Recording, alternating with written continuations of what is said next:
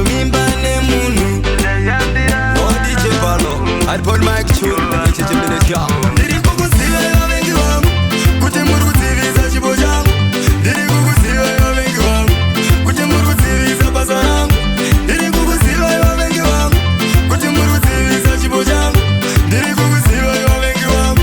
kuti muri kudzivisa basa rangu hazvina mhosva hazvina ndava ndichakunamatira ikuna Mwari mugopuwa mazuva akawanda ekurarama pano panyika ndigobudira imi muripo muchizvionaka imi muripo vavengi vangu kuti Mwari kavanosimusa ipapo pakashoreka ndopakuziva vavengi vangu kuti muri kudzivisa chipo changu ndiri kukuziva vavengi vangu kuti muri kudzivisa basa rangu ndiri kukuziva vavengi vangu kuti muri kudzivisa chipo changu ndiri kukuziva vavengi vangu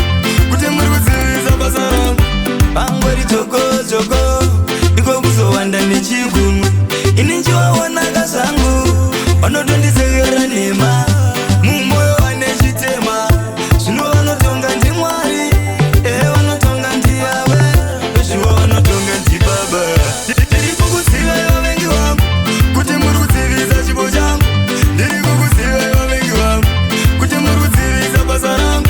ndiri kukuziva vavengi vangu kuti muri kudzivisa chipo changu ndiri kukuziva vavengi vangu